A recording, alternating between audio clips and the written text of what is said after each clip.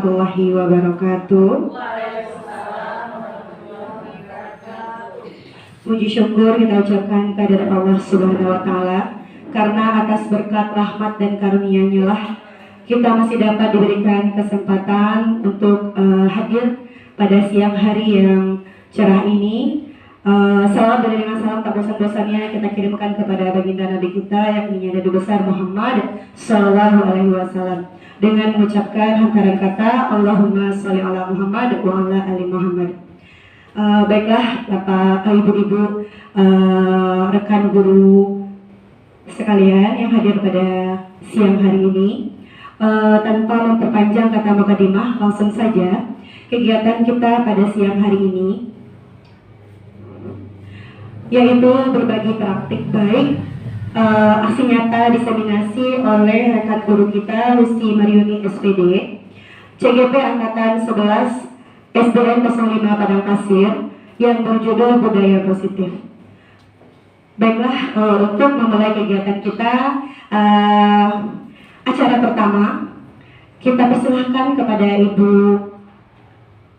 Lucy Anggraini SPD mewakili Ibu Kepala Sekolah untuk memberikan sambutan. Kepada Ibu Lucy kita persilakan.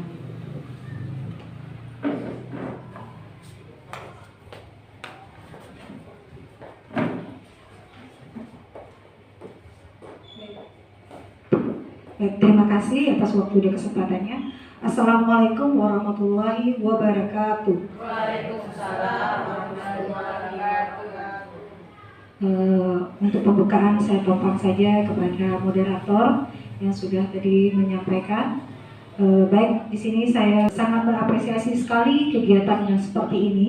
Kenapa? Ini merupakan bukti nyata bagi seorang calon guru penggerak untuk bisa meningkatkan kompetensinya ya dan mengembangkan dirinya untuk ke depan. Apalagi pada aksi nyata ini ya tentang budaya positif. Budaya positif ini tentu kita bisa melihat kenyataan yang ada di lapangan, terutama di sekolah. Bagaimana warga sekolah tersebut bisa berlaku positif ya. Dan pada kelas masing-masingnya juga seperti itu. Apa sih yang budaya positif itu? Tentu yang kita anggap yang bagusnya, yang baiknya yang bisa kita terapkan kepada peserta didik, guru-guru dan juga kepala sekolah. Pokoknya semua warga sekolah yang ada di SDN Negeri 05 Padang Pasir ini. Saya harapkan juga kepada rekan-rekan yang lain untuk bisa nantinya menerapkan budaya positif ini baik dalam kelasnya, kepada peserta didiknya, ya aplikasikanlah pada kehidupan sehari-harinya bagaimana kita bisa membudayakan atau membiasakan diri dalam hal segala yang baik atau yang berikan yang terbagusnya. Mudah-mudahan apa yang nantinya sudah disampaikan oleh rekan kita Lucy Mariuni nantinya bisa kita terapkan ya, kita buktikan bahwa betul-betul ini aksi nyatanya, tidak hanya sekedar tertulis dan tertuang pada saat penyampaian nantinya. Baik, mungkin itu saja yang bisa saya sampaikan. Terima kasih. Assalamualaikum warahmatullahi wabarakatuh.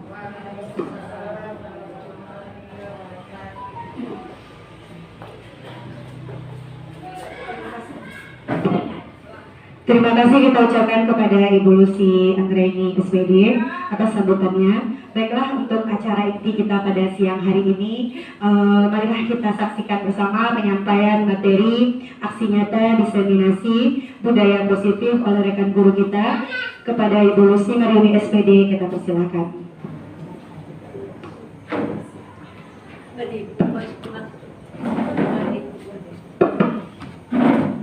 Terima kasih saya ucapkan kepada Ibu Lucy Anggraini dan Ibu Friska yang sudah membuka acara kita pada siang yang berbahagia ini. Untuk kesempatan ini, saya selaku calon guru penggerak diberi amanah untuk bisa menyampaikan kepada rekan sejawat saya di sekolah terkait modul 1.4 yaitu tentang budaya positif. Dan di sini saya yakin Bapak dan Ibu guru semua karena melalui pengalaman yang sudah ditemukan langsung di lapangan. Nah, mungkin nanti Bapak dan Ibu guru akan lebih hebat lagi tentunya dari apa nanti yang akan saya sajikan di depan. Baik, seperti yang sudah Bapak Ibu lihat, aksi nyata ini bertujuan untuk bagaimana seorang guru, kebetulan di sini kami calon guru penggerak, untuk bisa menggerakkan rekan sejawat yang ada di sekolah terkait nanti beberapa materi yang akan dibahas satu persatu di dalam sajian ini. Sebelum kita masuk ke dalam materinya, saya ingin Bapak dan Ibu guru melakukan yang ada di slide depan, yaitu slide saya meminta, ayo kita senyum selama 30 detik saja. Karena saya tahu ini waktunya sudah siang, mungkin Bapak dan Ibu guru sudah lelah dengan aktivitasnya dari pagi. Jadi saya minta 30 detik saja untuk bisa tersenyum. Berikan senyuman termanisnya dengan syarat berhadapan dengan teman yang ada di sebelah itu. Beda. Tatapan boleh tebar senyum yang paling indah. Iya. Boleh ya, karena dengan senyum beberapa detik saja saya yakin bisa merelaksasi kembali apa yang sudah Bapak Ibu kerjakan mungkin dari pagi sudah lelah. Jadi terima kasih untuk senyum terbaiknya, senyum termanisnya dari Bapak dan Ibu guru pada siang hari.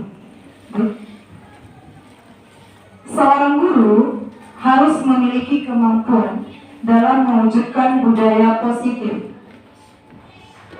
di mana budaya positif ini dapat dilaksanakan dengan menerapkan beberapa konsep. Di antaranya 1. Disiplin positif, 2. Motivasi perilaku manusia, 3. Keyakinan kelas, 4. Kebutuhan dasar manusia, 5. Posisi kontrol restitusi, 6. Segitiga restitusi. Dari keenam uraian ini dapat kita lihat yang pertama yaitu disiplin positif. Nah, sebelumnya saya yakin Bapak dan Ibu guru semua pasti tahu, ketika kita berbicara tentang kata disiplin, kira-kira apa yang menggambarkan kata tersebut menurut Ibu dan Bapak guru semua? Tepat waktu, ayo, ya, bertanggung jawab, patuh terhadap peraturan. Ada lagi, Bu? Disiplin terhadap semua hal. Tertib. Yang jelas, sebagai rekan guru, pasti kita mencontohkan di sini diminta terlebih dahulu. Bapak dan Ibu guru harus tahu dengan kata disiplin. Nah, sekarang bagaimana cara kita menuangkan kata disiplin ini kepada peserta didik kita yang ada di dalam kelas kita maupun di lingkungan sekolah kita? Mau tidak mau, karena guru adalah sosok yang digugu dan ditiru, jelas kita harus mencontohkan kepada semua peserta didik kita yang ada di sekolah. Karena ini merupakan suatu cara untuk menerapkan di mana kita mengajak anak-anak kita untuk bisa bertanggung jawab dan menumbuhkan kesadaran dirinya berdasarkan nilai-nilai kebajikan. Kira-kira nilai kebajikan apa yang terkandung dalam disiplin positif ini, Bapak Guru? Pembiasaan. Ya, pembiasaan. Bagus, Ibu.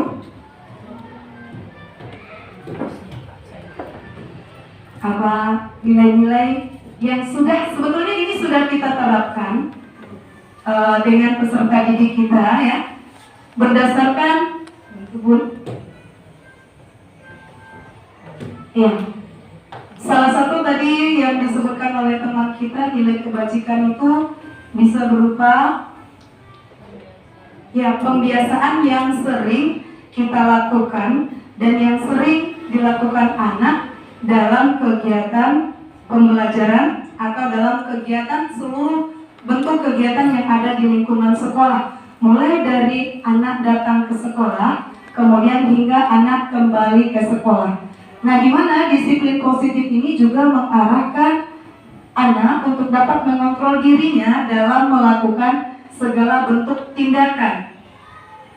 Kemudian disiplin juga dapat membuat murid kita lebih memahami dan menyadari berdasarkan motivasi internal dan eksternal. Jadi motivasi yang ada dalam diri anak itu ada nanti yang mempengaruhinya dua faktor. Ada yang disebut dengan faktor internal dan ada juga yang disebut dengan faktor eksternal. Baik, kita lihat satu persatu ya Ibu Guru. Nah, ini dia tadi nilai kebajikan yang sudah kita tanamkan kepada anak didik kita, yaitu mengarah kepada dimensi profil pelajar Pancasila. Nah, ya saya yakin Bapak dan Ibu Guru sudah menerapkan ini dengan peserta didik kita semua ya. Ini biasanya sebelum pembelajaran kita lakukan di kelas, kita sering melakukan dalam bentuk nyanyian agar peserta didik kita tahu apa muara dari pendidikan yang kita inginkan. Mari Bapak dan Ibu Guru kita nyanyikan lagu Profil Pelajar Pancasila. 1, 2, 3. Pelajar Pancasila beriman dan bertakwa pada Tuhan Yang Esa dan berakhlak mulia, berkebinekaan global, gotong royong mandiri, kreatif dan bernalar kritis. Ya. Terima kasih Bapak dan Ibu Guru. Ya, di mana penanaman nilai dari 6 karakter ini terhadap peserta didik kita harus kita lakukan, harus kita laksanakan dengan tujuan supaya budaya positif yang ada di sekolah kita bisa terlaksana dengan baik, terutama bagi kita seorang guru dalam melaksanakan kegiatan pembelajaran. Bagaimana kita membuka pelajaran ya, peserta didik kita membuka kelas dengan berdoa, kemudian mereka saling menghargai di antara sesama. Kemudian bagaimana mereka mampu melatih diri untuk bisa bersikap mandiri terhadap apa yang mereka lakukan. Kemudian bagaimana mereka mampu menghargai setiap pendapat dari temannya yang berbeda dengan pendapat dia sendiri. Kemudian anak kita juga mampu melakukan apapun bentuk kegiatannya secara bersama-sama. Baik kegiatan yang ada di dalam kelas maupun kegiatan yang ada di luar kelas. Kemudian bernalar kritis. Bagaimana anak kita mampu berpikir secara logika sesuai dengan kemampuan yang mereka miliki masing-masing. Jadi apapun pendapat yang disampaikan oleh anak kita, maka sebagai seorang guru tugas kita adalah menerima semua pendapat nanti dengan membuat sebuah kesimpulan. Yang penting di sini keenam nilai dari profil Pancasila itu harus terlaksana dengan seutuhnya. Adapun yang kedua, ini yang menjadi motivasi perilaku tadi. Motivasi perilaku itu dikelompokkan menjadi dua. Yang pertama, motivasi dari perilaku itu ada motivasi secara internal dan yang kedua ada motivasi secara eksternal. Nah, yang pertama ada motivasi untuk menghindari ketidaknyamanan atau hukuman. Nah, kira-kira Bapak dan Ibu Guru untuk yang poin 1 itu saya rasa pernah atau tidak melakukan motivasi yang nomor 1 itu untuk peserta didik kita. Ya. Ya, untuk menghindari ketidaknyamanan atau hukuman. Artinya di sini, contohnya di sekolah kita, ketika peserta didik kita terlambat, sesuai dengan prosedur yang ada di sekolah kita yang sudah kita tetapkan secara bersama, anak yang terlambat itu akan didata dan ditanya kelas berapa. Nah, insya Allah ya, ini sesuai dengan berjalannya waktu, ya, lama kelamaan kita tidak menginginkan hal ini terjadi. Ya, meskipun ada beberapa siswa yang mungkin memiliki alasan-alasan tertentu untuk bisa datang terlambat ke sekolah karena hal yang tidak mereka inginkan. Yang kedua, motivasi ini dilakukan untuk mendapatkan imbalan atau penghargaan. Nah, ini juga pernah mungkin kita lakukan di dalam kelas, ya, dengan memberikan penghargaan kepada peserta didik kita, anak akan termotivasi. Artinya di sini dia bekerja atau mereka melakukan sesuatu itu hanya sebatas untuk mendapatkan imbalan. Nah, ini lah yang menjadi faktor eksternal yang berasal sebetulnya dari kita yang membiasakan kepada anak supaya anak bisa tertib, supaya anak bisa disiplin. Maka hal ini tanpa sengaja mungkin kita lakukan. Nah, sebetulnya ini harus kita hindarkan karena ini dapat menimbulkan dampak negatif bagi peserta didik kita. Yang ketiga, untuk motivasi perilaku dapat terlaksana, ini bertujuan di sini yang ketiga untuk menjadi orang yang mereka inginkan dan menghargai diri sendiri dengan nilai-nilai yang mereka percaya. Nah, inilah yang disebut dengan faktor internal. Karena ini berasal dari diri peserta didik sendiri. Artinya di sini ketika mereka bekerja, ketika mereka berbuat, ini betul-betul berasal dari hatinya sendiri tanpa adanya pengaruh dari guru atau dari orang lain terhadap apa yang mereka kerjakan.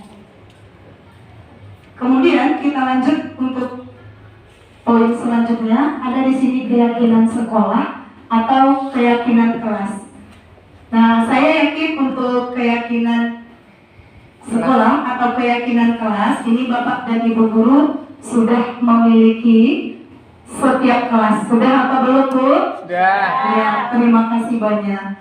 Karena biasanya keyakinan kelas ini berupa sebuah pernyataan atau perjanjian yang kita buat bersama dengan peserta didik kita di awal tahun ajaran baru.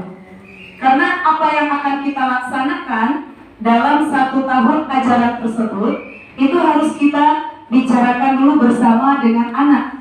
Mereka inginnya seperti apa? Nah, saya ingin tanya, kira-kira keyakinan kelas apa yang sudah Ibu Leni sepakati dengan siswa di kelasnya?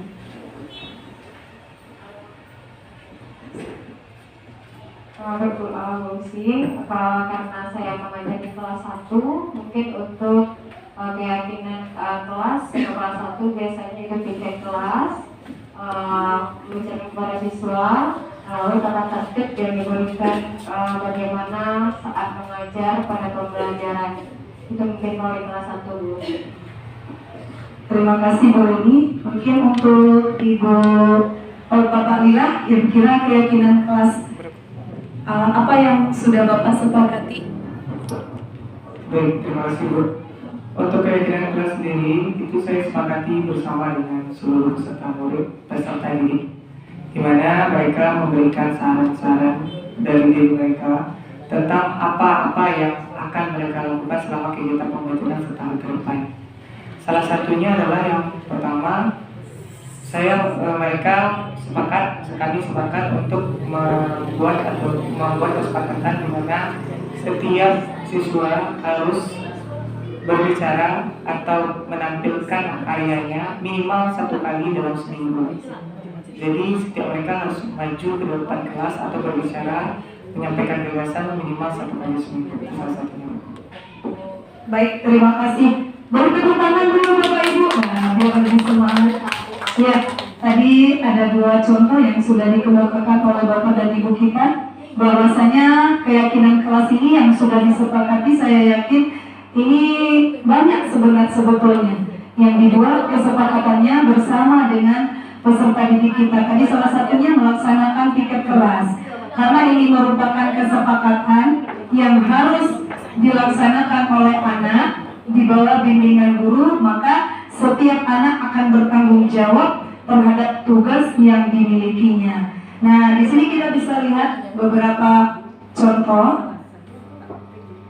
Ya, di sini ada yang pertama, mungkin kita bisa mengambil keyakinan kelas seperti bekerja sama menjaga kebersihan kelas. Itu tadi yang disampaikan oleh Bu Leni, bahwa kebersihan kelas itu menjadi tanggung jawab dari seluruh warga yang ada di kelas. Seluruh anak kita yang berada dalam kelas tersebut itu akan bertanggung jawab untuk kebersihan kelasnya. Akan tetapi untuk kebersihan sekolah itu menjadi tanggung jawab seluruh warga sekolah untuk bisa dapat menjaga kebersihan sekolah kita. Yang kedua itu ada, mungkin ini sering juga kita temukan, sikap peduli terhadap sesama. Karena setiap peserta didik di dalam kelas itu memiliki latar belakang dan kemampuan yang berbeda, maka kita perlu melatih anak kita untuk bisa peduli terhadap temannya. Yang misalkan ada yang lupa membawa alat tulis, kemudian ada yang ketertinggal bukunya atau yang berhubungan dengan kebutuhan sekolah, maka kita harus membuat kesepakatan bagaimana menanamkan konsep kepedulian di antara sesama itu kepada anak didik kita. Kemudian yang lebih penting lagi di sini tepat waktu. Ya, mungkin di kelas karena kita sudah diatur masuknya pukul berapa, istirahatnya pukul berapa, kemudian pulangnya pukul berapa. Nah, itu ada ketentuan. Maka setiap peserta didik kita harus tahu dengan kedisiplinan kelas, terutama masalah waktu untuk kedatangan mereka ke sekolah. Kemudian waktu untuk mereka bisa menyelesaikan tugas tepat dengan sesuai atau tepat dengan waktu yang disediakan untuk setiap mata pelajaran. Karena setiap hari kita memiliki 3 atau 2 mata pelajaran. Nah, ini juga perlu kita sepakati dengan anak didik kita agar mereka bisa terlatih untuk lebih disiplin. Kemudian yang berikutnya ada kebutuhan dasar manusia. Ketika seorang murid melakukan suatu perbuatan yang bertentangan dengan nilai-nilai kebajikan atau mereka melanggar peraturan, hal ini dapat terjadi karena mereka gagal dalam memenuhi kebutuhan dasar mereka. Nah, pada dasarnya ini sering kita temukan di dalam kelas kita masing-masing terhadap anak didik kita. Kenapa mereka bisa gagal? Karena salah satu faktor ini ya Bapak dan Ibu. Adanya faktor kebutuhan dari anak didik kita yang belum terpenuhi. Terkadang kita sebagai seorang guru tidak mengetahui hal itu. Maka dengan cepat kita langsung membuat sebuah kesimpulan tanpa mengetahui apa latar belakang yang menyebabkan anak kita melakukan hal tersebut. Ini ada 5 kebutuhan dasar dari manusia. Yang pertama, kita butuh bertahan hidup. Untuk bisa bertahan hidup, jelas ya Bapak dan Ibu, kita sebagai guru dan anak kita sebagai siswa, dia bisa bertahan hidup apabila kita mendapatkan asupan gizi melalui makanan yang kita makan. Begitu juga dengan anak. Anak bisa mengikuti kegiatan pembelajaran dengan baik apabila tubuhnya sehat, kuat. Nah, yang kedua, kasih sayang dan rasa diterima. Setiap manusia ingin disayang. Ibu ingin disayang, Bu? Iya. Ibu ingin disayang? Iya, Bu. Saya yakin setiap manusia ingin disayang. Iya. Dan ingin diterima oleh siapa saja. Ternyata begitu juga dengan anak didik kita. Setiap anak ingin mendapatkan kasih sayang dari gurunya. Nah, disinilah seorang guru mampu memberikan rasa cinta dan rasa kasih sayangnya terhadap anak didik dengan memperhatikan berbagai aspek dari anak kita tersebut. Tidak hanya sekedar sapaan mungkin kepada anak, tapi mungkin Bapak dan Ibu hebat di sini. Saya yakin dengan wujud rasa cinta itu bisa berupa sentuhan ya Bapak dan Ibu.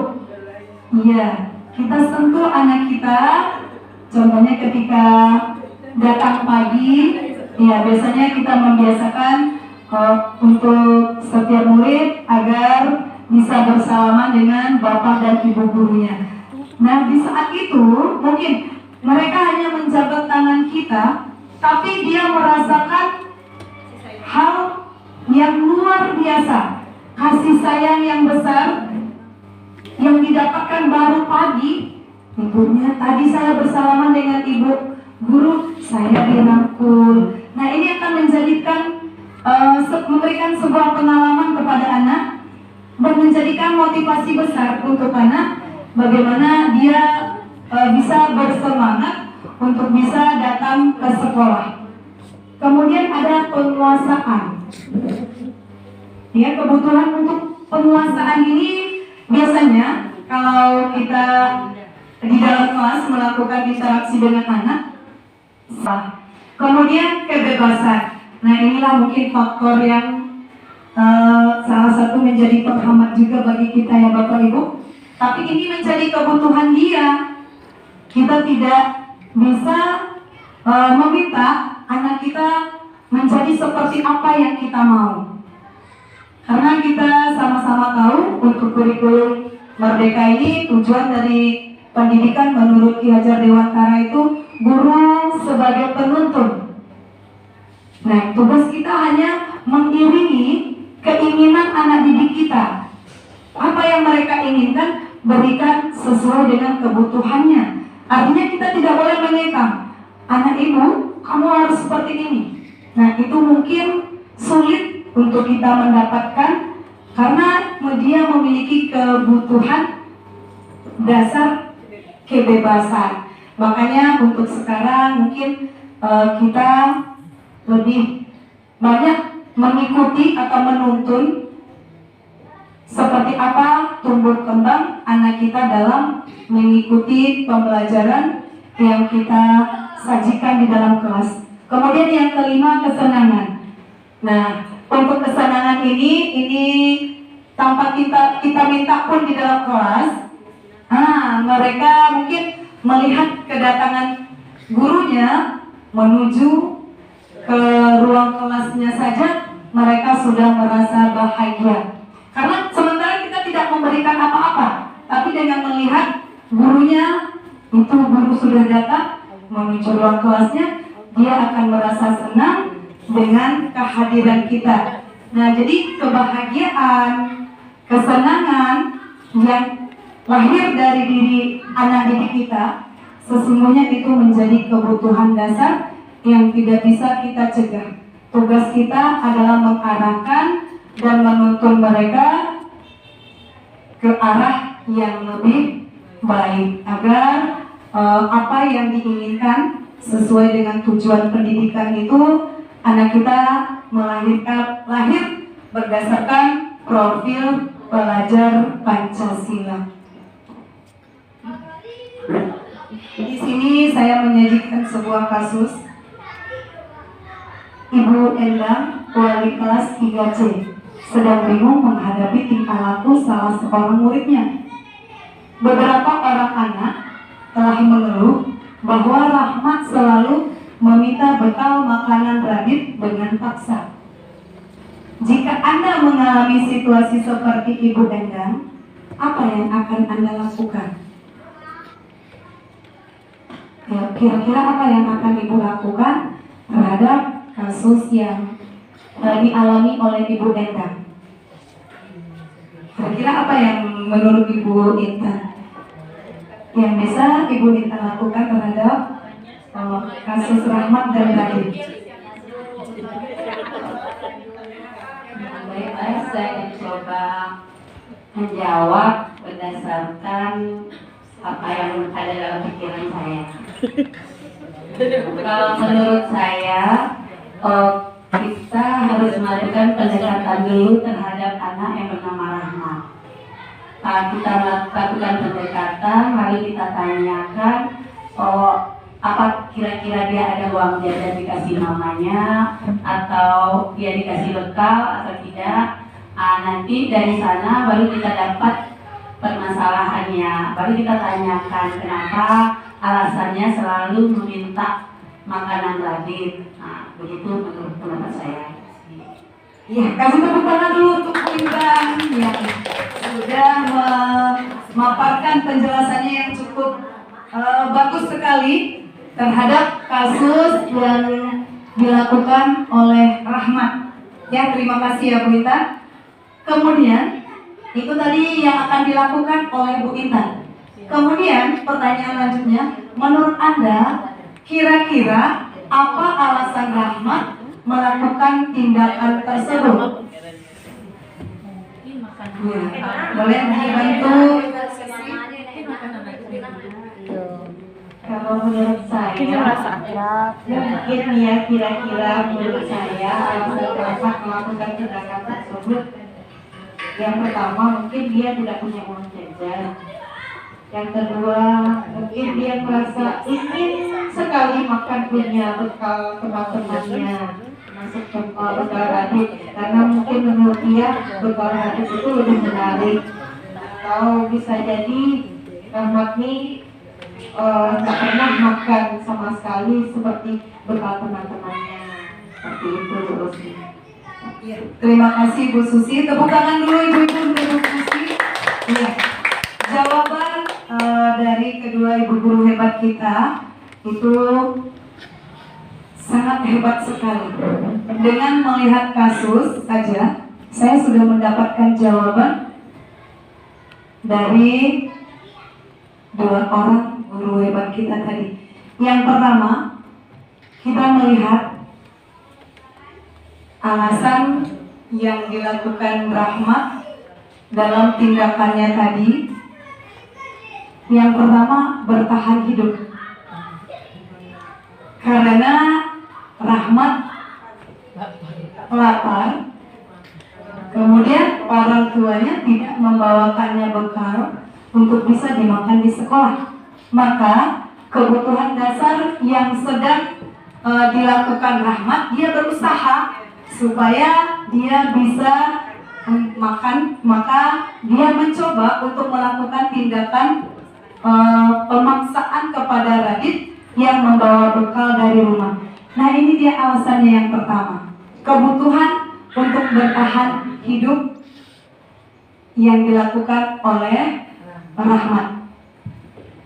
Yang kedua, dengan tindakan Rahmat tadi sesuai dengan pendapat Bu Intan, dia ingin mungkin dipanggil oleh guru, dia ingin mendapatkan perhatian bahwasanya dia selama ini tidak mencoba mungkin makanan yang dibawa oleh temannya, atau belum pernah memakan, atau betul-betul tidak memiliki uang jajan. Jadi dengan tindakannya yang dilakukan tadi akan sampai kepada gurunya secara tidak langsung. Guru akan memanggil Rahmat dengan terhadap tindakan yang dilakukan oleh Rahmat, maka di sini Rahmat sedang berusaha untuk mendapatkan kebutuhan kasih sayang dan perhatian dari gurunya. Kemudian yang ketiga, alasan Rahmat untuk mendapatkan kebutuhan kekuasaan. Iya, karena dia merasa dia paling jago, jadi dengan tindakannya meminta kepada temannya yang punya bekal itu merasa takut, mau tidak mau dia akan, temannya akan menuruti keinginan Rahmat. Nah, maka di sini dia akan menunjukkan kebutuhan dasarnya, dia memiliki kekuasaan, bahwa tindakan yang dilakukannya akan mendapatkan keuntungan bagi dirinya. Nah, yang selanjutnya ada di sini kebutuhan kebebasan.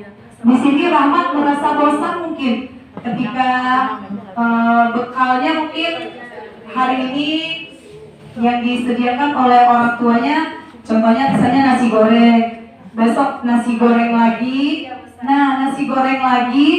Nah, mungkin dengan dia melihat menu dari temannya yang berbeda, dia merasa bosan untuk bisa mencoba. Bagaimana caranya supaya dia bisa mencoba makanan yang dibawa oleh temannya. Jadi mau tidak mau dia merasa bebas untuk bisa berperilaku terhadap temannya dengan cara meminta dengan paksa meskipun tidak diizinkan oleh temannya. Kemudian yang kelima, nah ini akan menjadi kesenangan mungkin bagi dia. Terkadang ya, ini sering ya yang Bapak Ibu temui mungkin karena saya melihat senyum sumringah ya dari Bapak Ibu guru tadi. Sebetulnya anak ini tidak berniat, tapi iseng kepada temannya, coba-coba. Nah, terkadang tidak semua teman yang bisa diisengin. Disinilah menjadi sebuah permasalahan bagi anak didik kita. Nah, di sini Rahmat merasa senang ketika dia melihat Radit marah, mungkin menangis, mungkin makanannya diambil oleh temannya. Jadi dia merasa bahagia ketika temannya mengeluarkan ekspresi yang tidak sesuai dengan keinginannya. Nah, selanjutnya di sini ada 5 posisi kontrol kita sebagai seorang guru. Nah, ini yang perlu sekali kita pahami ya Bapak Ibu ya. Kita sebagai seorang guru mungkin terkadang tidak berkeinginan, tapi karena kondisi yang menginginkan. Nah, sebetulnya kita harus bijak lagi terhadap 5 posisi kontrol kita sebagai seorang guru. Yang pertama, guru sebagai penghukum. Guru sebagai penghukum ini biasanya kita ketika salah satu murid kita melakukan kesalahan, mungkin karena ada faktor-faktor kebutuhan dasar mereka, tanpa sengaja, padahal kita tidak berkeinginan untuk menghukum, tapi contohnya ketika dia tidak mengerjakan PR, terkadang kita meminta anak kita kerjakan di depan kelas atau kerjakan di belakang. Kalau tidak membuat tugas, ibu tidak izinkan masuk ke dalam kelas. Nah, sebetulnya tindakan itu merupakan hukuman bagi anak yang akan merusak mental atau kepercayaan diri kita, supaya konsentrasi atau keinginan belajarnya karena sikap kita tadi dapat menurun atau bahkan hilangnya keinginan belajar anak didik kita. Yang kedua, guru sebagai pembuat rasa bersalah. Terkadang kita sebagai guru terlalu mengintimidasi anak didik kita, padahal kesalahan yang dilakukan anak itu mungkin tidak terlalu besar, karena kita meminta anak selalu menjadi anak yang baik, anak yang tertib. Tapi mungkin ada beberapa faktor yang menyebabkan eh, sifat anak itu akan muncul sendirinya tanpa disadari oleh anak, maka kita sebagai guru langsung memarahi, langsung mencas anak kita, sehingga anak merasa bahwa dia tidak seperti yang kita minta, tapi dia merasa bersalah karena kita mungkin cara kita memarahi anak kita yang tidak sesuai dengan keinginannya, sehingga tinggal dari di hatinya dia selalu berpikir dia akan takut untuk mencoba hal-hal yang baru karena mungkin nanti salah. Kalau salah dia akan kena jas lagi atau kena marah lagi oleh gurunya. Kemudian guru sebagai teman. Nah, mungkin untuk kelas tinggi ya Bu ya, karena anak-anak kita untuk kelas 5 dan kelas 6, nah itu mereka sudah menginjak masa remaja, maka guru sebagai teman ini sangat diinginkan oleh anak didik kita, sangat diminta gitu, dengan sosok teman untuk bercerita yang bisa mendengarkan keluh kesah mereka, mendengarkan curhatan mereka atau permasalahan yang mereka hadapi. Jadi menjadi guru sebagai teman ini sangat didambakan juga oleh anak didik kita, karena ini posisi kita sebagai seorang guru juga aman. Sepertinya di samping kita mendidik, kita juga akan dijadikan teman baik oleh anak untuk sebagai tempat bercerita bagi mereka. Kemudian guru sebagai pemantau. Nah, guru sebagai pemantau ini terkadang sering kita lakukan. Meskipun kita tidak menegur secara langsung, tidak memanggil secara langsung, terkadang kita lihat dulu sejauh mana kesalahan yang dilakukan berdasarkan pengamatan kita. Nah, setelah itu nanti baru kita lakukan pemanggilan. Yang terakhir, guru sebagai manajer. Guru sebagai manajer ini adalah posisi terbaik bagi kita seorang guru dalam kelima posisi kontrol ini. Karena guru sebagai manajer ini akan bertindak sesuai dengan apa yang diinginkan oleh anak dalam menangani permasalahan yang mereka miliki. Nah, posisi kita sebagai manajer itu berkaitan dengan segitiga restitusi. Di sini peran kita sebagai manajer ya Bapak Ibu.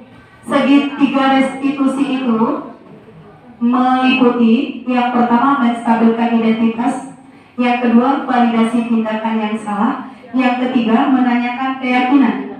Yang pertama, ketika terjadi sebuah permasalahan di sekolah maupun di dalam kelas, tugas kita sebagai seorang guru dengan posisi manajer adalah memanggil peserta didik kita dengan menstabilkan identitas mereka, melakukan tanya jawab dulu kepada anak terhadap tindakan yang mereka lakukan. Kita gali dulu apa yang terjadi di dalam kelas atau apa yang dialami oleh anak. Kemudian tindakan-tindakan yang diceritakan oleh anak kita validasi dengan menanyakan apakah tindakan yang dilakukan anak tersebut sudah sesuai dengan keyakinan kelas yang kita buat secara bersama atau belum.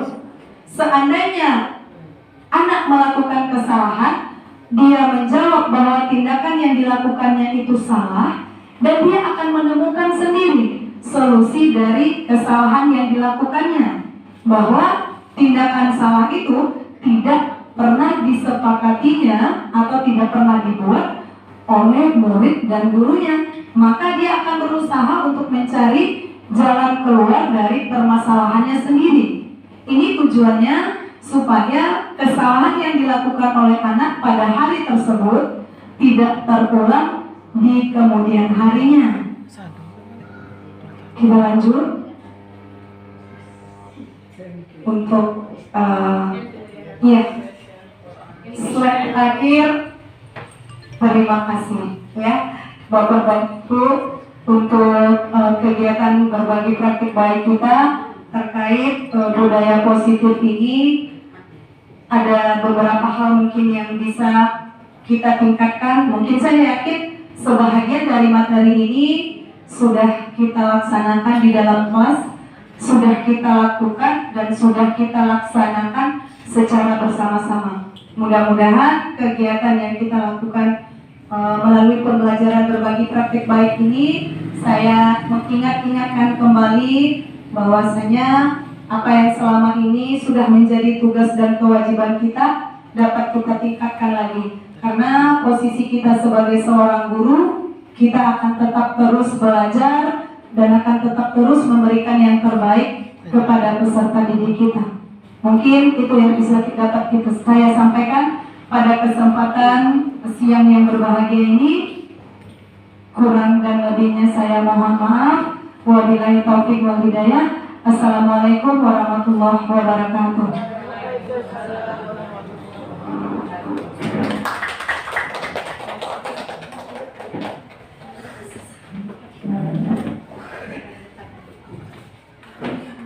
Baiklah, terima kasih kita ucapkan kepada Ibu Lucy Nabila SPD, calon guru penggerak angkatan 11 dari SDN 05 Padang Pasir, yang telah menyampaikan praktik baiknya, berbagi praktik baik kepada kita bersama tentang disiplin positif ya Bu Lucy ya.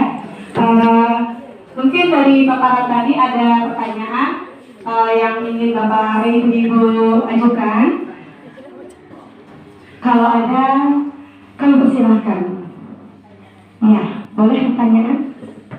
Pada Ibu Susi, ada pertanyaan?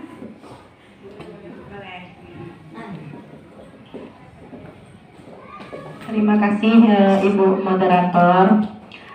Saya ingin bertanya sama Ibu Lucy. Tadi kan dikatakan bahwa budaya positif itu ada untuk memenuhi kebutuhan dasar manusia. Nah, berdiri. Tadi kebutuhan dasar manusia itu kan bermacam-macam. Ada yang bertahan hidup, ada yang kebebasan, kasih sayang, dan lain sebagainya. Nah, pertanyaan dari saya, bagaimana cara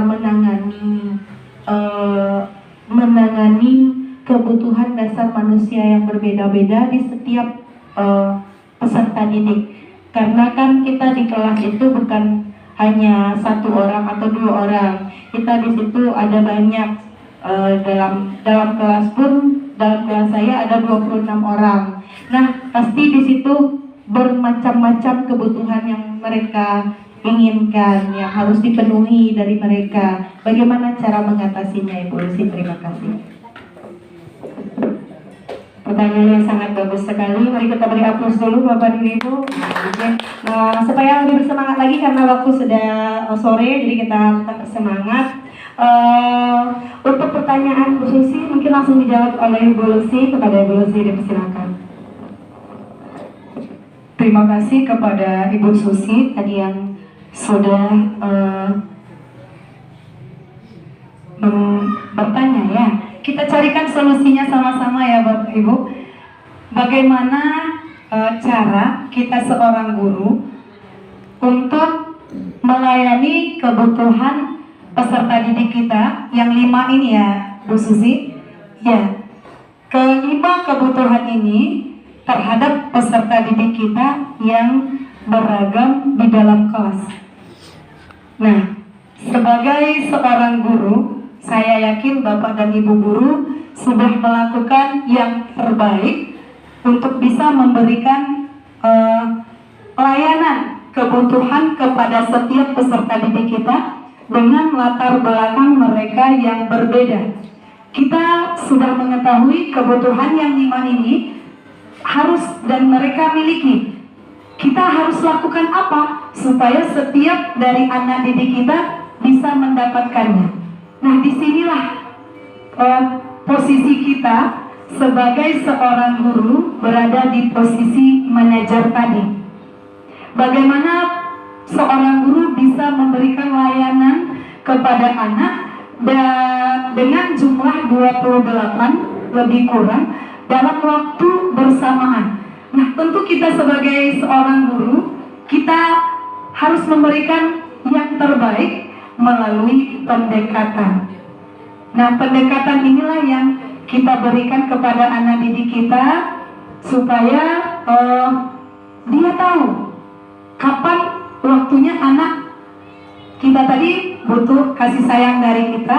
Mungkin di saat melaksanakan pembelajaran dia ingin kebutuhan kebebasan, contohnya, Bu, apakah saya boleh membuat seperti ini? Boleh nak, silahkan.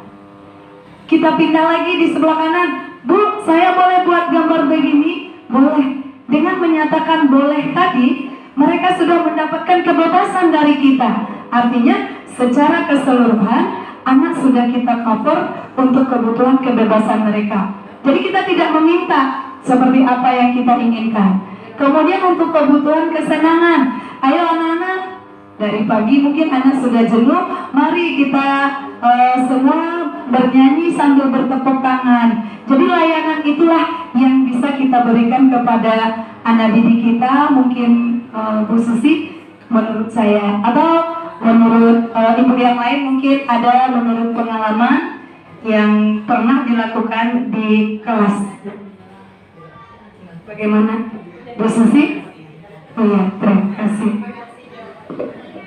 Terima kasih kita ucapkan kepada Ibu Lucy atas jawabannya. Gimana Ibu Susi? Udah puas dengan jawabannya?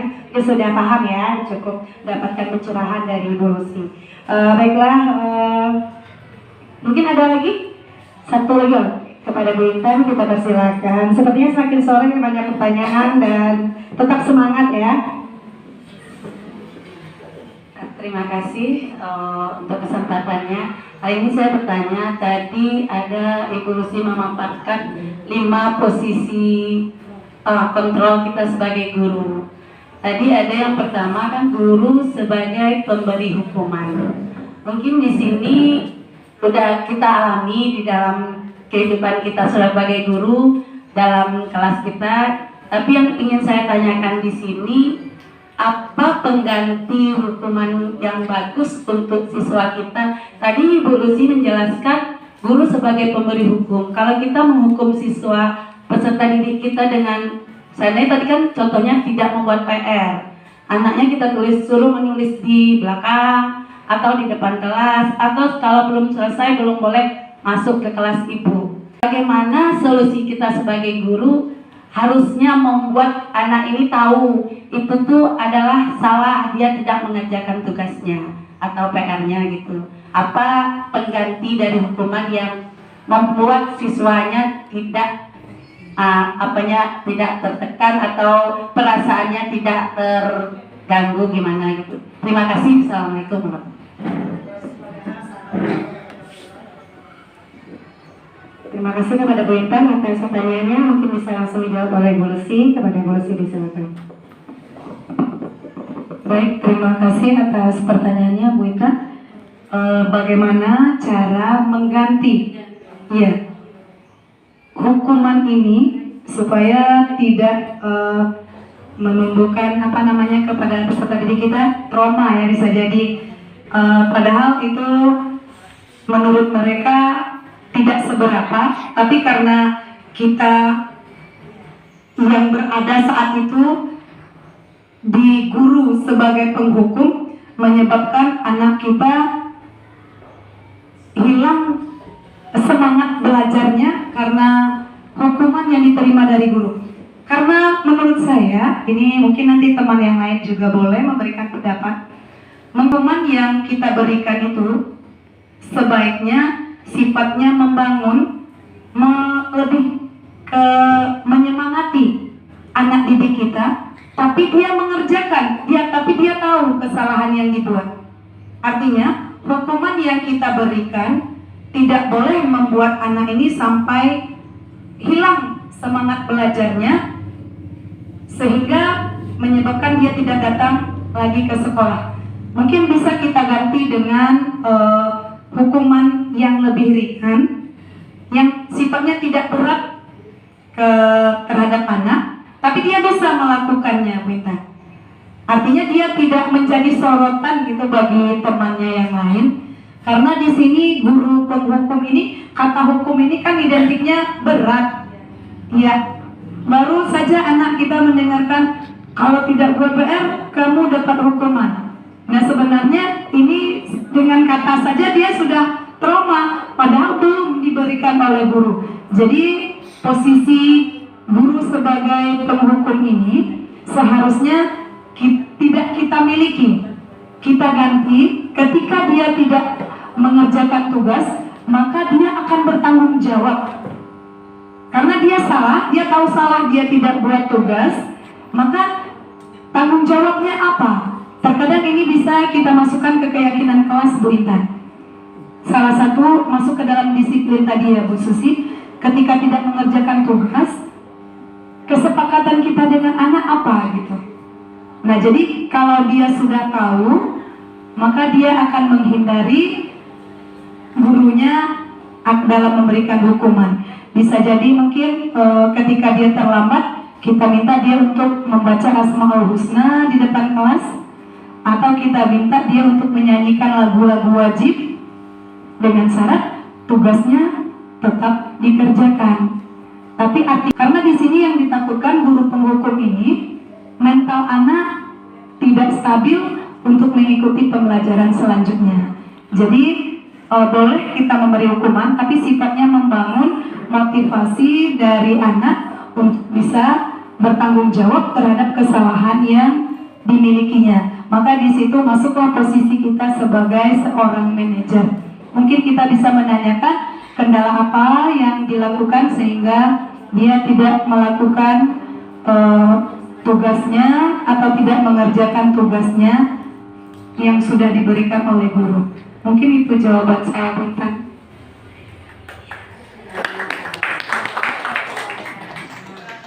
Sudah bagus sekali jawaban dari Bu Lucy, mungkin bisa dapat kita pahami ya. Mungkin saya bisa apa sedikit Bu Lucy, karena tadi kan ada segitiga restitusi. Mungkin bisa kita kaitkan dengan itu ya. Karena kalau berdasarkan segitiga restitusi itu kita kembali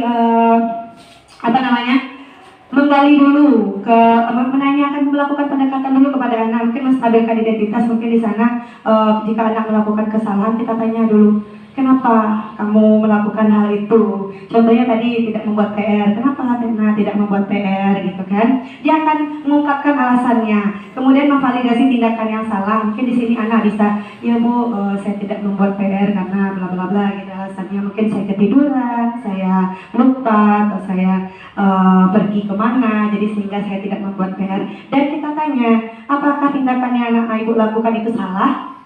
Dia akan menjawab sendiri, iya Bu, salah. Jadi bagaimana solusinya? Nah, kembali kesepakatan keyakinan kelas yang sudah kita buat bahwa kita tidak boleh tidak mengerjakan PR misalnya.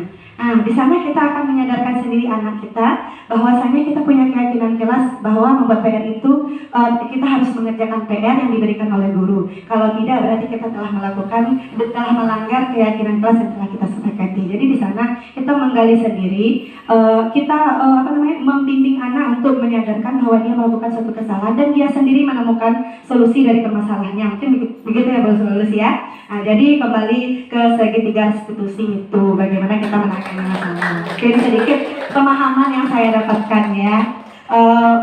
Mungkin cukup ya Bapak Ibu ya, Ibu-ibu ya semuanya, karena sudah ada 2 pertanyaan yang sangat hebat dari guru-guru kita yang hebat. Untuk siang hari ini ya, menjelang sore, kita semua telah mendapatkan ilmu yang sangat bermanfaat dari berbagi praktik yang telah dipaparkan oleh Ibu Lucy Mariuni tentang disiplin positif. Semoga ilmu ini bermanfaat bagi kita bersama dan dapat kita terapkan di lingkungan kelas kita masing-masing dan di lingkungan sekolah kita dan di kemajuan sekolah kita bersama. Saya sebagai protokol atau moderator yang memandu kegiatan hari ini, saya mohon maaf apabila ada kesalahan dan kekurangan. Saya mohon maaf. Saya akhiri dengan mengucapkan hamdalah terlebih dahulu. Alhamdulillahirabbil alamin. Kita tutup dengan Assalamualaikum warahmatullahi wabarakatuh.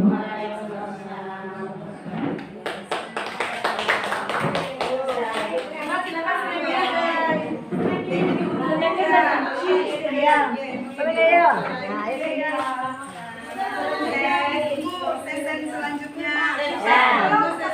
Ya, sesi minum. Sesi ke depan.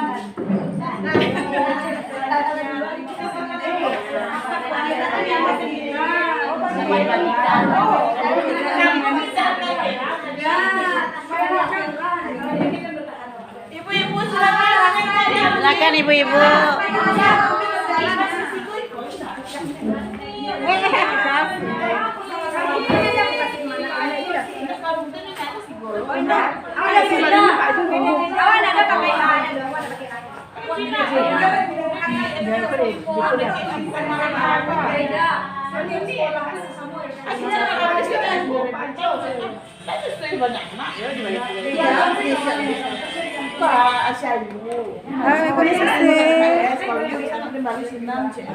Tampaknya habis kecil.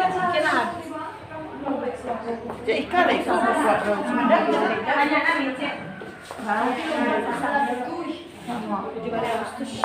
ikan buat Itu udah tadi jadi aku lagi kecil. Kakak saya ada 20 hari deh. Apa tuh beda? Pas yang di sedangkan anak kakak mungkin ibu bekerja beda lipat. Banyak versi. Bahasa Indonesia beda lagi. Pulang. Bagus kasih ambil dua. Bagus kasih ambil dua. Cincin seorang kasih. Kami dia dua. Dua ambil dua. Bagus dua kasih. Banyak. Kami cilek. Dua. Bagus kasih. Asusi tu nama.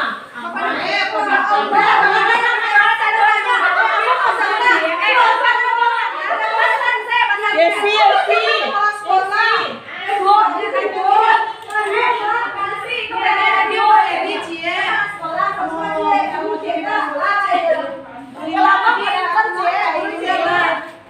Iko spesial kok ha. Kan ada dua lo, biar tawa. Ketawa mulia minta. Lama 3. Terima kasih boleh berkah. Masih sampai 8 makasih sekali.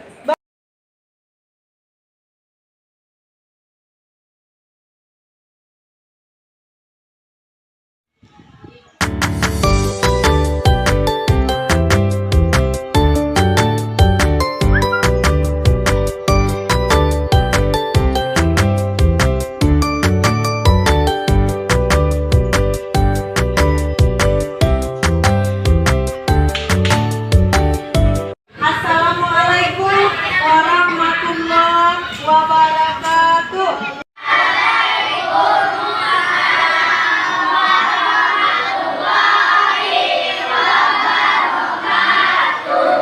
Baik, semuanya, hari ini kita kembali melanjutkan kegiatan kita seperti biasa ya. Sekarang anak ibu sudah kelas berapa? Kelas 5B. Nah, pada hari ini anak ibu sudah duduk di kelas 5. Sebelumnya anak ibu duduk di kelas 4. Nah, bagaimana perasaan anak ibu ketika naik dan duduk di kelas 5 sekarang? Senang tentunya ya, ibu yakin selama 1 tahun di kelas 4 anak ibu sudah berusaha untuk bisa mengikuti pelajaran dengan baik sehingga bisa naik ke kelas 5. Nah, selama nanti di kelas 5 ada beberapa hal yang perlu anak ibu ketahui ya, seperti biasa anak ibu akan mengikuti kegiatan pembelajaran sekarang di fase apa nak? C. Sekarang kita berada di fase C. Kalau sebelumnya kita berada di fase B.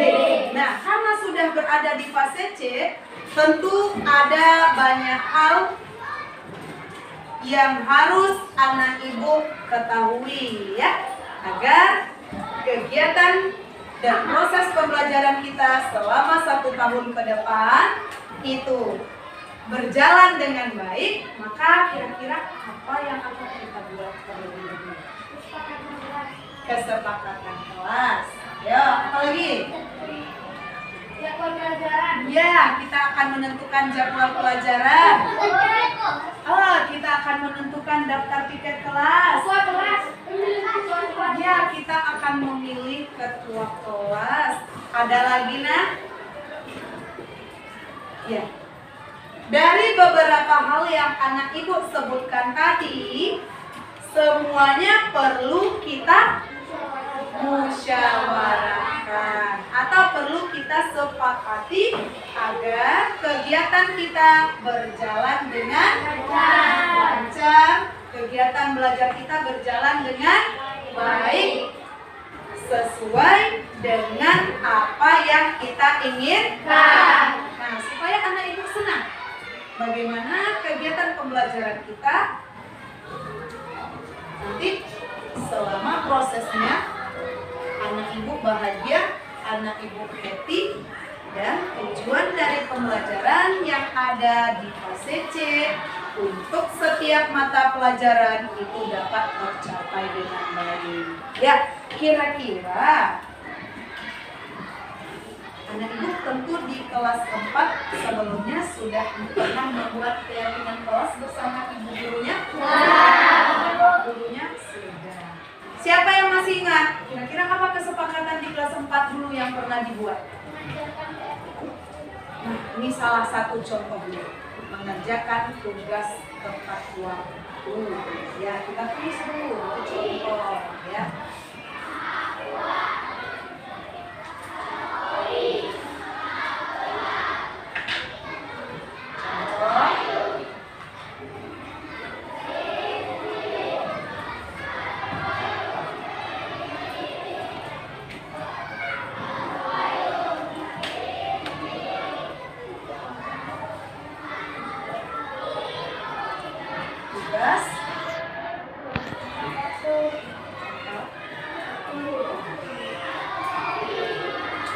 Sekarang dari contoh keyakinan kelas yang pernah anak ibu buat di kelas 4,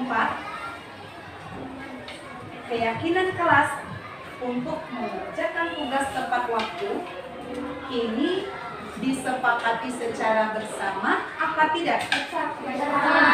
Disepakati secara bersama. Apakah ini dilaksanakan oleh seluruh anggota kelas? Ya. Karena dia sudah disepakati, karena dia sudah ditetapkan sebagai peraturan di kelas kita yang akan menjadi keyakinan kelasnya, maka tugas anak ibu dulu di kelas 4 mematuhi mengerjakan tugas tepat waktu. Sekarang ibu ingin tanya,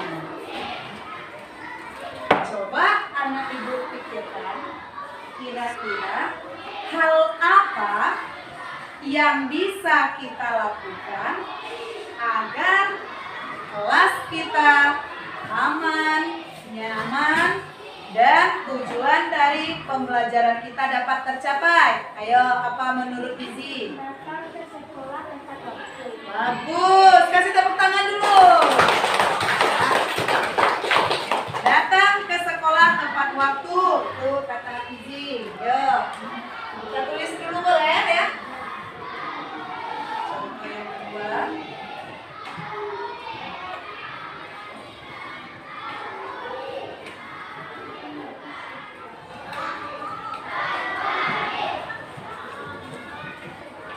Yuk, sampai yang pertama. Yang kedua, yang Razif. Melaksanakan pikir kelas. Kak, beri tepuk tangan dulu untuk temannya. Yuk, selanjutnya. Apa lagi? Apa yang anak ibu inginkan? Melaksanakan kegiatan kelas dengan baik. Beri tepuk tangan. Ayo, apa lagi? Ya. Mengumpulkan PR sesuai dengan jadwal. Ayo, anak ibu yang lain. Membuang sampah pada tempatnya. Bagus sekali. Tepuk tangan dulu. Apa lagi, Nak?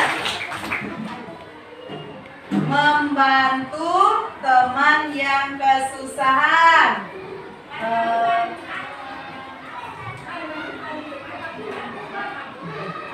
Mengacungkan tangan pada saat ingin berbicara. Betul sekali, bagus sekali. Ya, ternyata anak ibu sudah hebat semua. Ayo, apa lagi?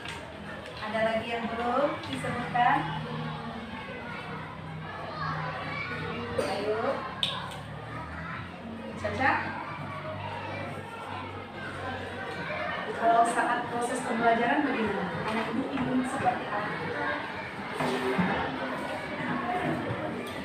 Mendengarkan guru pada saat menjelaskan pelajaran. Dari sekian banyak tadi yang anak ibu sebutkan, itu dibutuhkan nggak di dalam kelas kita? Kita butuh ketenangan, kita butuh kebersihan kelas, kita membutuhkan ya keindahan yang ada di dalam kelas, kita butuh ketertiban, kita butuh kebersihan. Dari contoh yang anak ibu sebutkan tadi, tujuannya untuk apa? Supaya kelas kita aman saat belajar. Ayo, apa tujuannya? Supaya saat belajar ya kita merasakan kenyamanan. Supaya apa? Supaya kelas kita bersih. Supaya kelas kita nyaman, kita harus membuat apa? Kesepakatan apa? Ya, apa contohnya? Ya, supaya kelas kita rapi,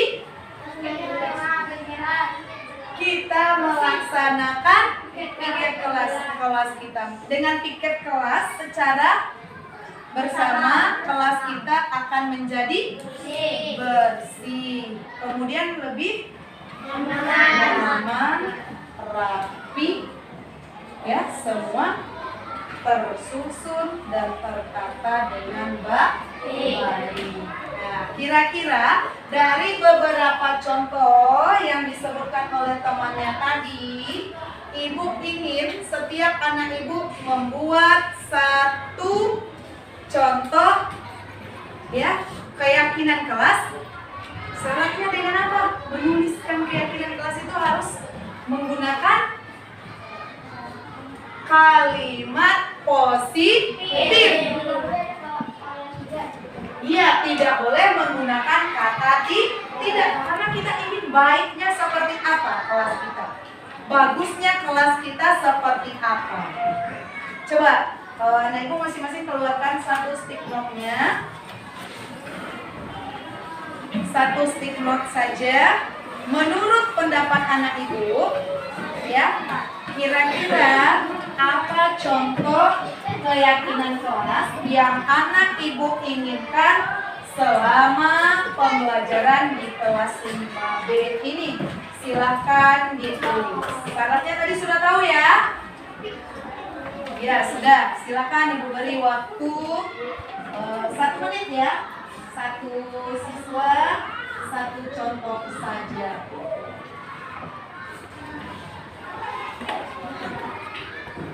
Ambil dulu.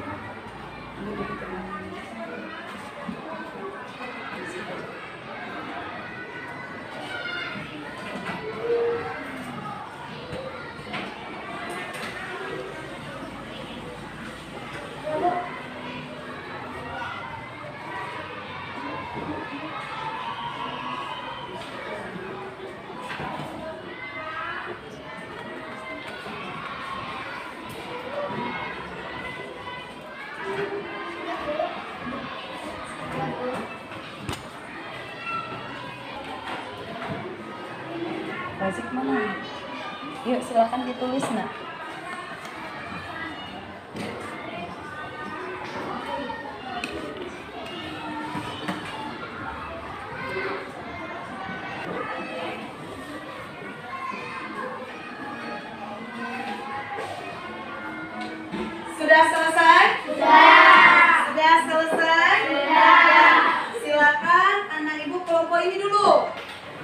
belakang, tempelkan di kertas kanton yang sudah Ibu sediakan.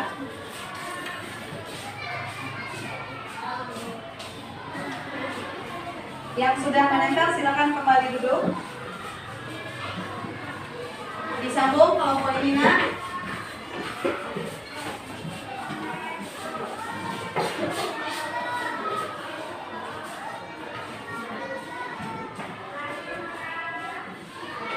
Disambung kelompok Anza.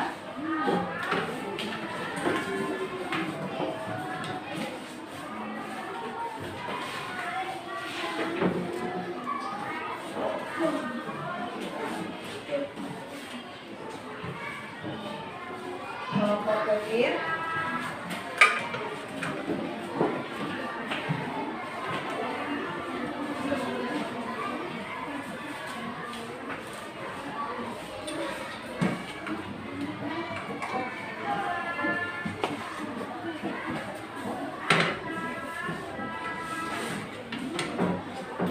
Kelompok Kaira.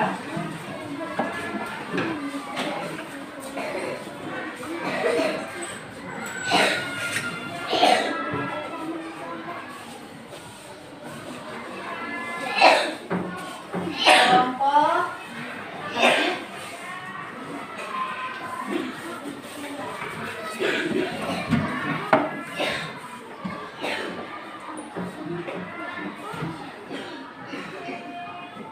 Sudah selesai semuanya? Sudah. Beri tepuk tangan dulu. Terima kasih untuk anak ibu yang sudah menuliskan beberapa ide atau pendapatnya terhadap keyakinan kelas yang akan kita sepakati secara bersama.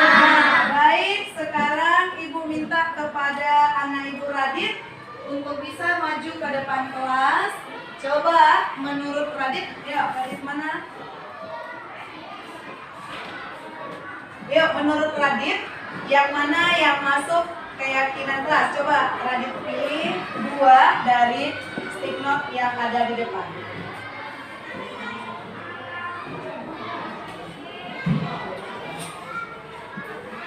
Ya, Radit, ibu beri kesempatan untuk mengambil 2 stick note. Satu berwarna apa? Ya, satu berwarna pink, satu berwarna kuning. Silakan Radit baca dulu yang mana. Mendengarkan guru yang sedang mengajar. 2. Mengacungkan tangan ketika ingin berbicara. Apa tadi yang pertama? Kalimat yang dibaca Radit? Mendengarkan guru pada saat menjelaskan pelajaran. Kira-kira anak ibu sepakat tidak dengan pernyataan yang dibaca, dengan kalimat yang dibaca oleh Radit tadi?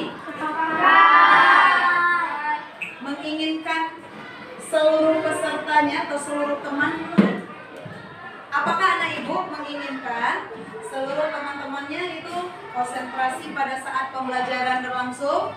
Ya. Maka tugas setiap anak ibu ketika kita belajar, ketika guru berbicara di depan, ketika guru menyampaikan materi pelajaran, maka tugas anak ibu semua adalah mendengar. Ya, kita jadikan itu sebagai keyakinan kelas kita.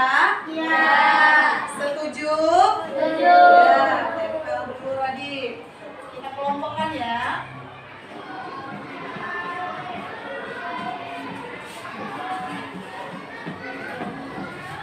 Yuk, tempel Radit nomor 1 tadi. Ya, yang kedua. Mengacungkan tangan ketika ingin berbicara. Ayo, apa tadi yang dibacakan Radit kalimatnya?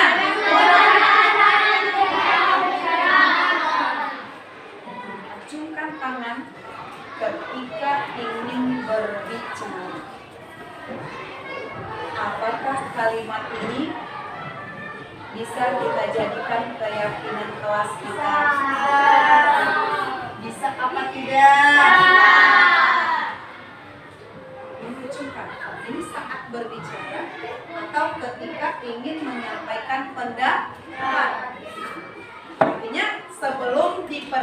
menempelkan, berarti anak ibu tidak boleh berbicara.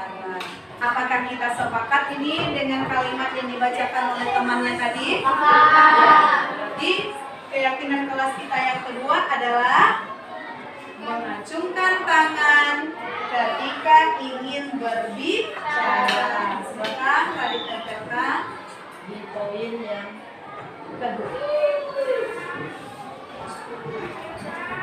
Ya, beri tepuk tangan untuk Radin dulu. Silakan kembali ke tempat duduknya. Ayo, Ibu ingin Caca, silakan maju ke depan. Caca pilih 2 dari stick note yang ada di depan berdasarkan ide dan pendapat temannya. Mana menurut Caca yang ingin Caca jadikan sebagai keyakinan kelas kita?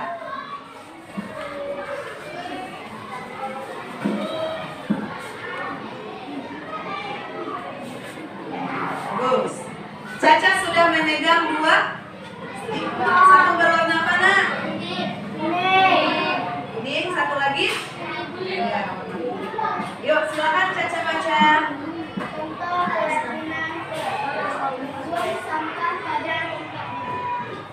Yuk, membuang sampah pada tempatnya. Apakah ini bisa kita jadikan sebagai bentuk dari keyakinan kelas kita? Kenapa anak ibu menginginkan kalimat ini sebagai bentuk dari keyakinan kelasnya? Apa tujuannya itu? Ya, supaya kelas kita bersih. Ya, dari sampah. Yuk, coba yang berikutnya Caca baca. Piket kelas sesuai jadwal. Melaksanakan piket kelas sesuai dengan jadwal. Itu yang dibaca oleh Caca. Apakah kedua kalimat ini saling berkaitan? Jawab iya apa tidak? Ya, sama-sama berisi tentang kebersihan kelas. Maka boleh kita jadikan satu kalimat positif. Apa kira-kira kalimatnya yang tepat? Kita jadikan satu keyakinan kelas. Bagus.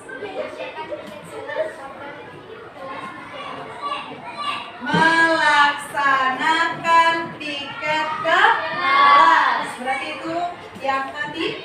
Ya, silakan Caca tempelkan. Karena ini sama, tidak bisa dibuat, ya. Ya, sudah ada 3. Ibu minta 1 orang lagi yang Hamid. Menurut Hamid, cari 1 mana yang masuk, mana yang ingin kita jadikan sebagai keyakinan kelas kita.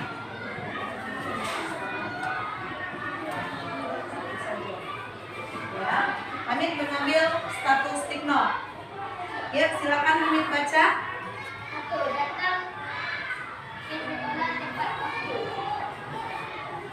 Datang ke sekolah tepat waktu. Ini contoh dari keyakinan apa ini? Kelas apa keyakinan sekolah? Keyakinan sekolah kita. Bahwasanya sekolah kita masuk pada pukul 7. Ya, pada pukul 7 semua murid atau siswa sudah berada di sekolah. Ya, artinya anak ibu kalau datangnya lewat pukul 7, ya nanti dihitung terlambat. Apakah kita sepakat juga ini di kelas kita? Kita harus disiplin juga. Disiplin apa ini nak? Contoh dari Waktu. Contoh dari disiplin waktu. Apakah kedatangan saja yang harus kita disiplinkan? Tidak. Silakan kami tempelkan dahulu. Tempel. Ya, berarti yang disampaikan oleh Hamid tadi adalah disiplin waktu. Menurut anak ibu, apakah disiplin ini penting bagi kita? Ya. Penting sekali. Karena dengan disiplin ya, pekerjaan yang akan kita kerjakan dan yang akan kita selesaikan itu bisa selesai tepat waktu, sesuai dengan waktu yang sudah kita tentukan. Jika ada tugas, kerjakan sesuai waktu.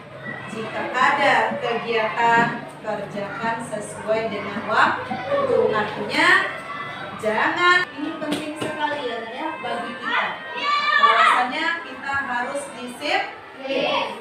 Karena kita tahu disiplin itu adalah kunci keberhasilan.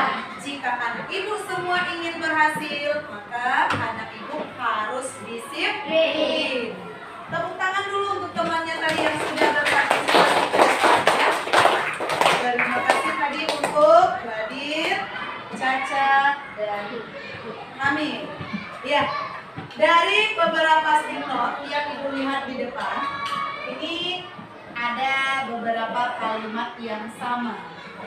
Nanti kita akan kelompokkan sesuai dengan yang tersisa. Ini minta bantuannya untuk bisa mengelompokkan Hamzah. Kita cari yang belum ya, kelompokkan dengan yang sama. Nah, ini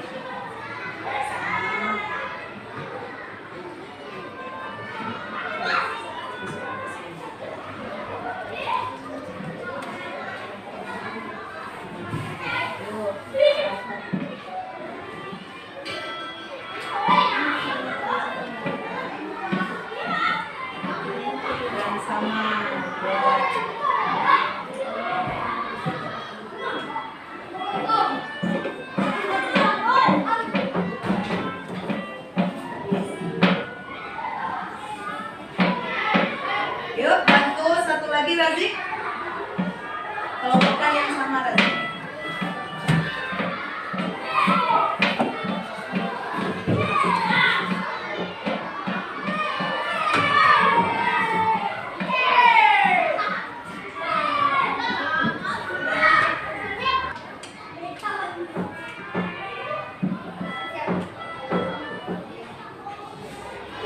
Ini sudah dibantu mengelompokkan dengan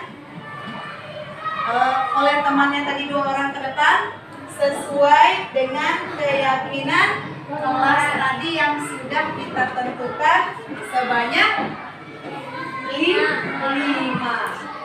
Apa saja tadi yang pertama? Siapa masih ingat? Ya. Mengacungkan tangan ketika ingin berbicara. Yang kedua? Iya. Yang ketiga? Iya. Yang keempat? Ke sekolah tepat waktu. Yang kelima? Mengerjakan tiket kelas. Ya. Dari 5 yang anak ibu tetapkan ini, kira-kira ada nggak yang masih kita butuhkan dan kita tetapkan sebagai keyakinan dari kelas kita?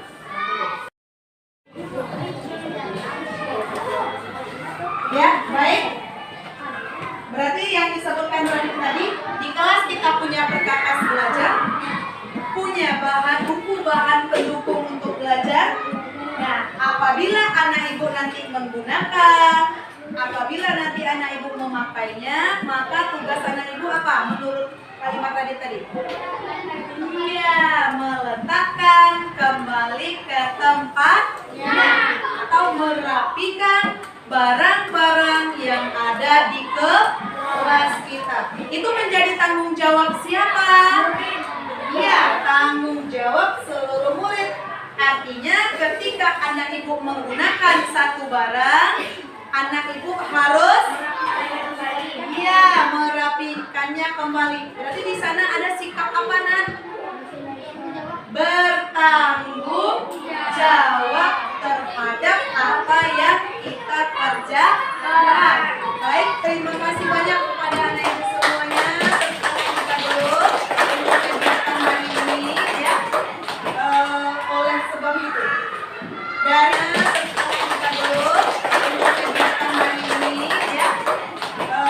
Oleh sebab itu, dari beberapa contoh yang sudah anak ibu sebutkan tadi, ya, nanti akan kita urutkan menjadi sebuah keyakinan kelas kita selama di kelas 5B untuk 1 tahun ke depan.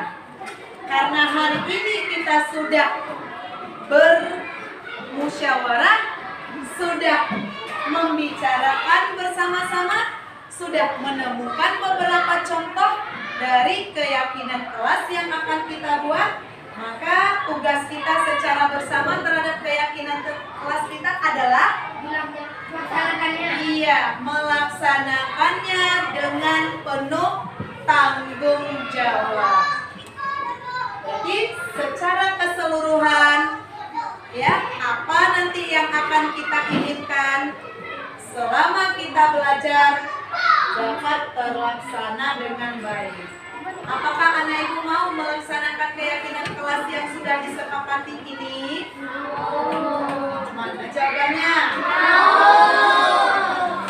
Berarti kita berharap selama 1 tahun ke depan ya nak ya, kelas kita menjadi kelas yang tertib ya, anak ibu bisa mengikuti dan mematuhi semua bentuk peraturan yang ada di kelas kita, karena ini tujuannya sangat baik sekali supaya anak ibu bisa lebih tertib dalam mengajar. Kesepakatan yang kita buat hari ini harus kita laksanakan secara bersama-sama dan tujuan yang kita inginkan dapat tercapai dengan baik. Ya, terima kasih untuk anak ibu semuanya. Ibu akhiri. Assalamualaikum warahmatullahi wabarakatuh.